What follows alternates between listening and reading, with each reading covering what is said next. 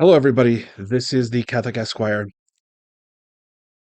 Thank you for your patience. I didn't have time this week to produce a video, but that's okay. There was several things that came down this week. I know the Vatican dropped the new document on apparitions. I haven't had time to read that yet. I'm not sure I'm going to. I'm really not that interested in that document. From what I understand, just listening to Anthony Stein, yeah, it has a lot of modernism in it. What interested me more was the response to the reaction to the commencement speech at Benedictine College by Harrison Butker, the famous and probably the best NFL kicker who plays for the Kansas City Chiefs. And he gave what can best be described as a truly Catholic and and not woke speech at the commencement speech this week. Now, what's interesting about Harrison Butker, if you didn't know, is not only is he Catholic, but he is a traditional Catholic. And from what I remember reading in prior articles, he actually was an altar server and an altar boy and was very much part of a traditional parish, as far as I know. And what's interesting about this to me is when you compare the Butker speech to other commencement speeches at other colleges, even other Catholic colleges, you're going to see a huge difference because in this speech, as many of you might be aware if you've been following the news, it was only controversial because he simply said and promoted things that are truly Catholic ideas. Ideas such as we should not be supporting the Moloch ritual or IVF. We should be promoting marriage, family development, women staying home in order to raise children. These are the sorts of concepts and ideas that are good and things we should be promoting and that the world is against. Even people who claim to be Catholic, like, President Joe Biden. And then he called out, which was amazing. He called out the bishops for not and the priests for not standing up for the Catholic faith out in the world, for not doing what they should be doing as shepherds and caring more about worldly things and secular problems like money and those sorts of things. And he called them out on that and challenged them in this speech to do what it is that Christ called them to do. Now, what I want to do is relate this back to what is the main focus of this channel, and that is combating and defeating the heresy, the synthesis of all heresies, of modernism.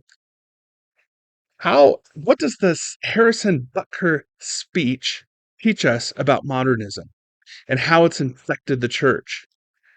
It's much, much more deeper than just, oh, modernism makes people not want to go out and teach real Catholic faith and only talk about bland, generic, non-inspiring, platitudes, which is what we hear at 9 out of 10 commencement speeches, even at Catholic colleges.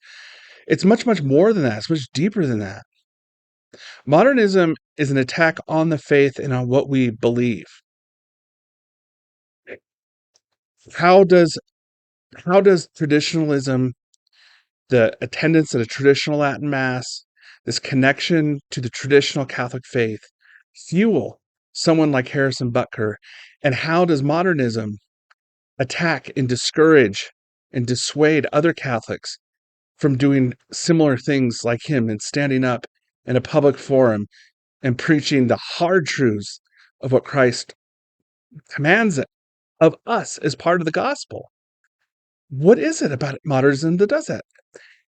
And there is an answer to that. And the answer is one of the key tenets of modernism is that it rejected the social kingship of Christ. I've written articles on this. I've made videos on this. I might even link to it along with the text of the Butker speech in the description of this video.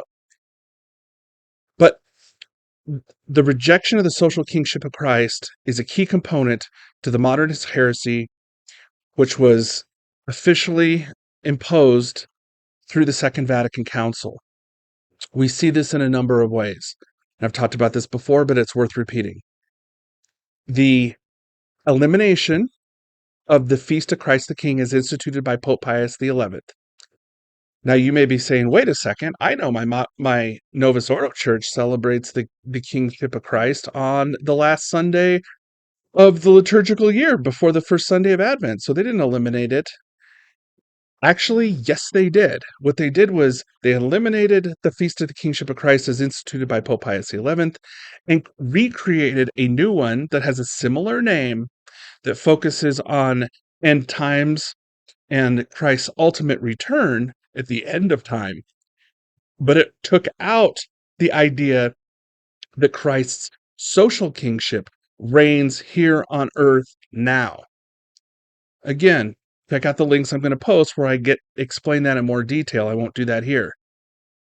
But it's this notion that Christ's rule, his law, the gospel, the teachings of the church, the social teachings of the church, the things that Butker talked about, the things that people are afraid to talk about in front of their friends and family and the dinner table and in front of their colleagues at work, the things he talked about that is getting him in trouble now with all the secular media, as well as all the liberal and modernist Catholics who are coming down on him as well for daring to say that it's a good thing for women to stay at home and raise children. God forbid. That's part of the social kingship of Christ because that's the action of Christ's teaching, the truths being applied into the real world concretely, in the world we live in now. Not at the end of time, now. And these are hard truths because it requires people to change the way they live and change the way they believe. And people who are very prideful and who have been taught that the most important thing is themselves, how important they are, their infinite dignity, they don't like to hear that something they may do or want to do or that their friends and family are doing is wrong. They don't like to be challenged. It's uncomfortable. They don't like it because it goes against what they want to do. And someone who believes they have infinite dignity doesn't take kindly to being corrected. But the social kingship of Christ demands that we live out our lives according to what God wants, not according to what we want. That's all the Harrison Butker speech was about. I mean, it wasn't all doom and gloom. And I think it was very inspirational in many ways. It's saying, look, if you can do great things. You can absolutely do great things in this world. But you can't do great things in this world unless you do it with Christ and in accordance with Christ and not against him, as the rest of the world does, including people who claim to be Catholic, including people who are supposed to be our spiritual leaders in the church. Do you see? And so he's challenging everybody to step up and do what Christ wants us to do and implement the social kingship of Christ. And how does the traditional Latin Mass support that? Because the traditional Latin Mass is all about worship, our worship of God and his sacrifice and the representation of his sacrifice at Calvary, something we couldn't do on our own for our eternal salvation. And it redirects our spiritual lives, and it redirects our personal lives, and it redirects our actions every day towards God and away from and separates us from the evils of the material world, the evils of the secular world, the world that we live in. This all goes back to, St. Augustine's city of God versus the city of man. This is not new stuff. This has always been a part of the Catholic faith. But since the Second Vatican Council, this desire to be ecumenical, right? To debase our own faith in order to accept falsehoods and error, in order to become more popular and to gain worldly accolades. This is what modernism has done. This is the point of the new Mass. This is the point of the new sacraments. This is the point of the rejection of the social kingship of Christ. And this is the point of the promotion of false ecumenism, false ideas, false religion, religious liberty. It's all there's a whole system And there's a system to modernism. This is a complete chaos. There's definitely an ideology and there's a system to it. And it teaches us to focus on ourselves and the world and put God, if not reject him, put him into a back private closet and outside and keep him away from our public actions, our, our public activities in the public square.